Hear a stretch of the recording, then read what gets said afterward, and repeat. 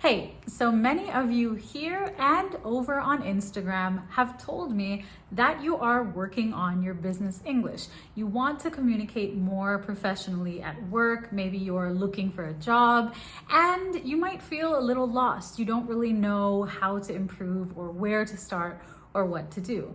And a lot of people also feel that business English is all about complicated vocabulary and complex words and grammatical structures. However, that is not really the case. In fact, there are a lot of little details that people overlook or forget about or don't realize when it comes to professional communication in English. So in today's video, we are looking at 7 ways that you can improve your professional English communication. So the very first thing, you need to be clear. You need to make sure that your message is clear. Sometimes we are so focused on getting the right vocabulary, having perfect grammar. We're so focused on perfect English that we don't actually check if our message is clear. And if your message is unclear for your reader or your listener or your audience or your colleagues, it will lead to a lot of back and forth because they will need clarification. They might not understand you. They might feel lost. And this back and forth wastes time.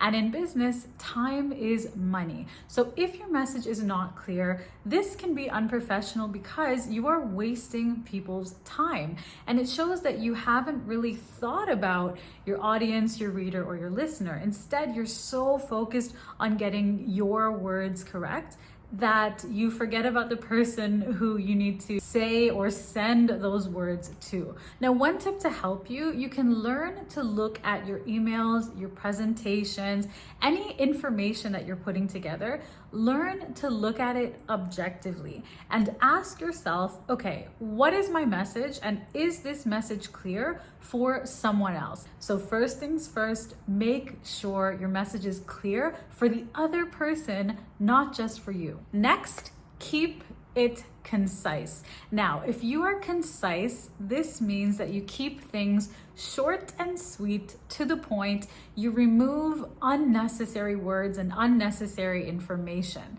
And this is especially important when it comes to writing emails. So many of you, I'm sure, write emails for work. So let's look at some examples of how you can keep things more concise in your emails. First of all, your emails need to be clearly structured so your recipient immediately knows what this email is about and what they're about to read. Now, I go into detail about this in my Essential English for Business course. So if you want to master your emails, I will link the course down below so you can check it out, all right? So first of all, make sure that your emails are structured. Another thing is to write short, clear, concise sentences and remove unnecessary words and unnecessary information. So take this sentence, for example. Taking into consideration the fact that a majority of employees are still working from home, we might consider having this meeting online, okay? This sentence is pretty wordy, so we can definitely make it more concise. As we are all still working from home, we might have the meeting online. Okay, now the message of both of these sentences are the same, but one is wordy, long, complicated for no reason. It doesn't add any more value. It doesn't make you sound smarter or more professional.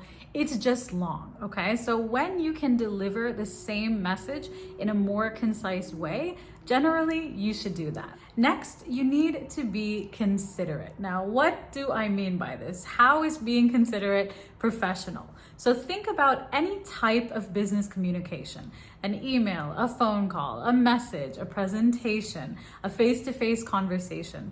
Before you engage in any of these, always ask yourself, is this necessary? Is this appropriate? Is this the right time? And is this the right means of communication, all right? So you need to ask yourself these 4 questions. Is this necessary? Is this appropriate? Is this the right time? And is this the right means of communication? This is how you can be considerate and therefore more professional in business communication. So when you have information or questions or something that you want to say, always consider what the best method would be. Some things are better said face to face. Some things are better communicated via email because you need a record of them, you need time to think, and so on. Sometimes a phone call will do. Sometimes a meeting is necessary. Sometimes a meeting isn't necessary. So always be considerate. Next, keep it relevant. Not everyone needs every detail and not everyone needs every piece of information. So sometimes you see people copying in colleagues or managers on emails when they don't actually need to be copied in. And if you are communicating irrelevant information to people, it's a waste of their time. And if you're wasting people's time, it shows that you don't actually respect their time, and therefore this can be seen as unprofessional. Even though in your mind, you might be thinking, okay, I'm being thorough, I'm being detailed, I'm letting this person know just in case they need to know or just for their information. But imagine if every person in every company did that. Everyone let everyone else know what was going on. The amount of information would just be overwhelming. So instead, you really want to keep your communication and the information that you actually share relevant to the other person. Next, be respectful. Now, being respectful and polite is actually seen as professional in English communication, and it goes along with the culture of English speakers. And there are some really simple ways that you can be more respectful and more polite. For example, learn to ask polite, indirect questions and make polite requests. So instead of saying, "Can you do this for me?" or "I need you to do this for me," you could say, "I was wondering if you could, or would it be possible for you to?" Okay? Now, these are the same questions, just a more polite version. Another way to be respectful is to watch your tone and choose the right tone. So instead of saying something like, "I wrote you an email and you did not respond," or "I wrote you an email and I'm still waiting for a response," "I wrote you an email, did you get it?" You could simply write another email and say, "I'm following up on this." Okay, you're basically sending a friendly, professional, respectful reminder to someone. So watching your tone or getting the right tone is very important in business English.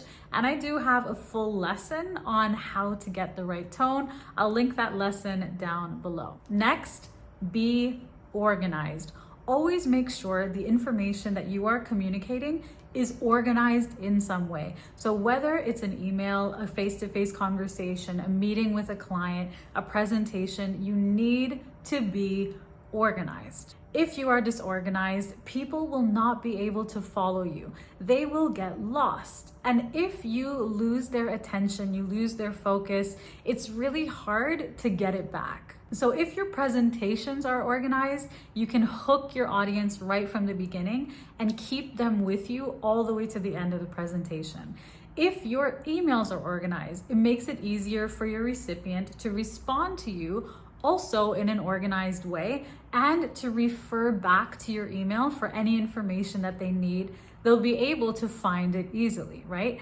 If you are organized in a client meeting, you right away build trust and gain credibility. So organization of the information that you are communicating is extremely, extremely important.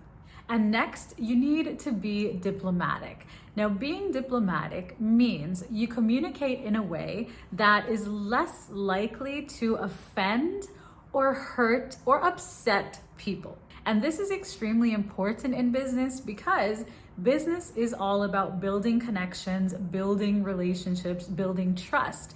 So if you go around making people upset and offending people, obviously that's not going to help you professionally.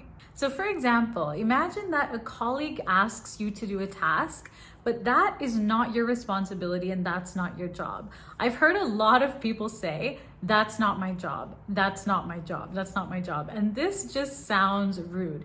Even if it's true, even if that's not your job, there are more diplomatic ways to say, "That's not my job." So for example, you could say something like, I'm usually not the person who handles that. Perhaps you can check with Joe and see if he can help you. So to be diplomatic, you have to learn to choose your words and your communication style carefully and intentionally, depending on the situation and who you're talking to in your relationship with that person. So being diplomatic is an incredible skill that will really help you in your professional life. I do cover all of these points in much more detail in my Essential English for Business course. So if you are trying to level up your professional communication skills, I will link the course down below so you can check it out.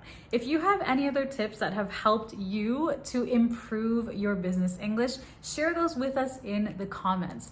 And don't forget to grab your free ebook, English Conversations Made Simple. This is to help you level up your everyday conversation and communication skills. It's free. I'll link that down below for you as well. So thank you so much for watching, for learning with me today. I hope you enjoyed the video. If you did, let me know, and I'll see you very soon in the next one.